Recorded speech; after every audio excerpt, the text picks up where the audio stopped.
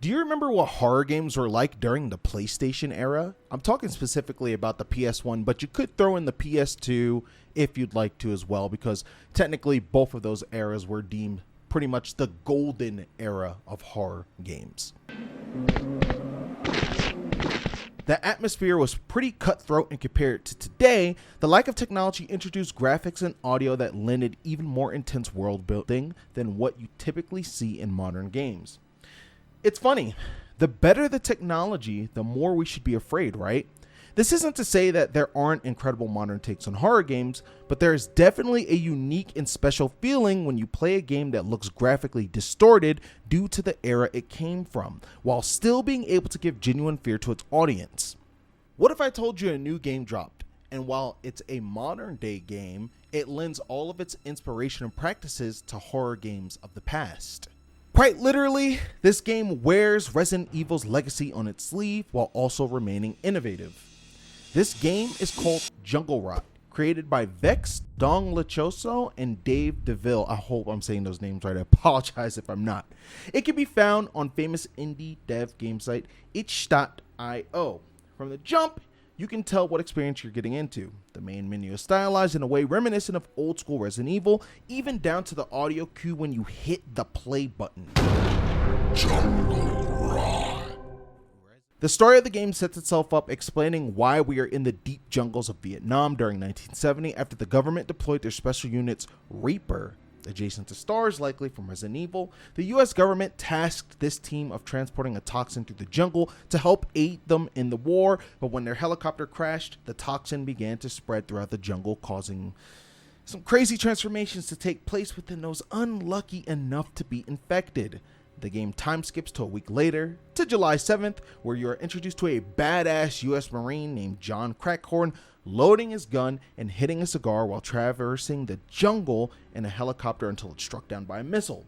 I will say the voice acting here reminds me of the quality of voice acting we had back in the day. Mayday, we're going down. Very funny and gets the job done pretty well. The screen goes dark, your team is lost, and you now vow not to die in this jungle. It's time to make your escape. This is essentially the story setup for the game, and while I can talk about the story, I really want to dive into the intricacies of what makes this game so damn cool to me and what makes it both special and innovative in some ways, let alone unique, especially from the game that it is drawing numerous or large amount of its inspiration from, Resident Evil. The first thing I'd like to mention is the setting. Being stuck in a jungle with infected soldiers and animals makes for an incredibly tense situation, not to mention the zombies you run into are much faster than traditional zombies of this era. Trying to create a gap between yourself and them has never been more difficult, and the aggression that the zombies have make fighting them off much more difficult. This is a great touch as it makes you truly feel like you are constantly in danger. Even with the addition of running while reloading, while using classic tank controls, I still did not feel safe. One of your first encounters is a zombie you mistake it for a comrade that is eating a dead soldier. This took me back immediately to the iconic first zombie encounter in Resident Evil 1, without that grotesque head turnaround cutscene though. After that, you learn not only that there are American undead, but there are undead native to the Vietnam jungle that have the ability to vomit acid at you from afar. I like the variety in zombie ability as it meant my strategy had to change depending on who I ran into. Speaking of enemies, the placement and frequency of them is pretty good, and the decapitation mechanics added into the game made it super satisfying to land headshots or even remove limbs. You knew when you did massive damage with your arsenal of weapons, and it was incredibly apparent visually, which was important. This doesn't mean you are invincible though. Even though your character feels strong, sometimes the relentlessness of the zombies, especially later in the level, makes you feel like you are taking damage just as quickly as you are dishing it out, coupled with other enemy types that we will talk about later.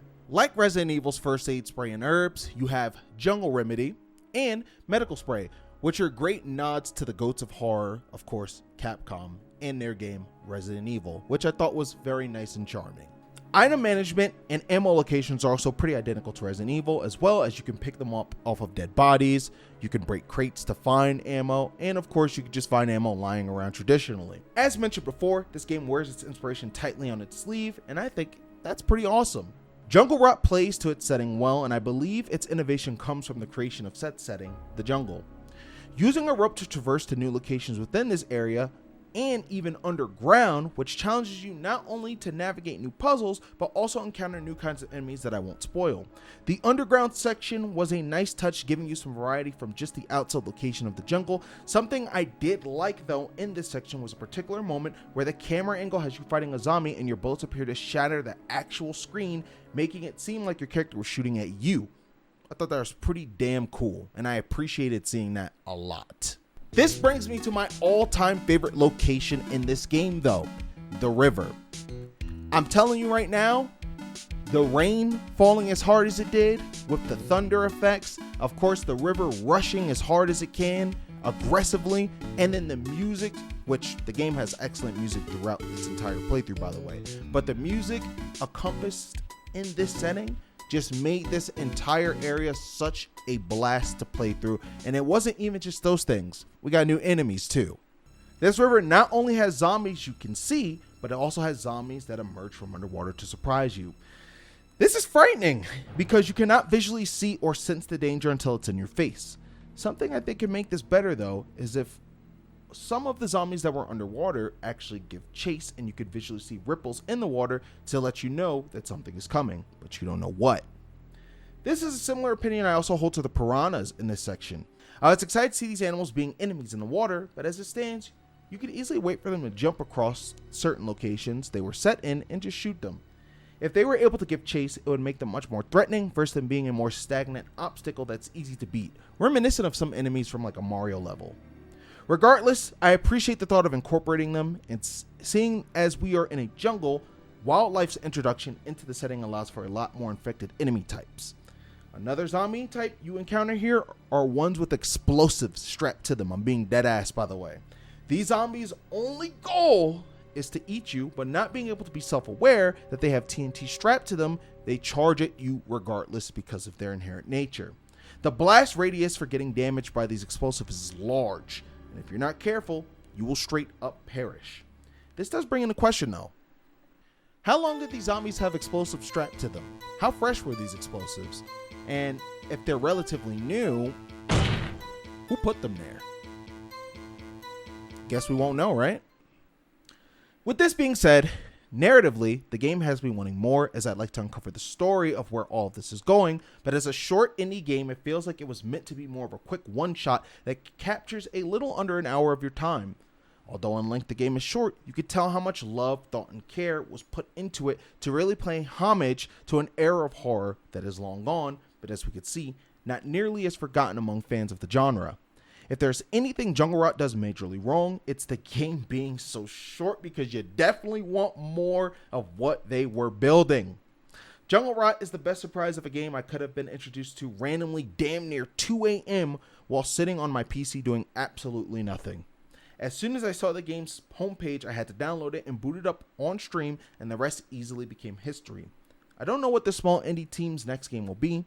I don't know if Jungle Rot is set to continue on. But what I do know is that the game made a fan out of me, and I hope the game can continue on and see a much longer installment as they've laid the groundwork for not only something impressive, but something that celebrates one of the best eras of horror games to this day. If you want to try Jungle Rot, I will leave a link to the game down below. Special thanks to that indie dev team that put this game together. And this is not a paid advertisement video, guys. I fucked with this game so much that I had to show you guys the magic and have you guys try it yourself. So if you do end up playing it, let me know what you think of Jungle Rot in the comment section below. And of course, let me know what you think of this video in the comment section below as well. Be sure to like and subscribe. I would greatly appreciate it. This is NAKAT. Take it easy. Much love. Peace out. Deuces.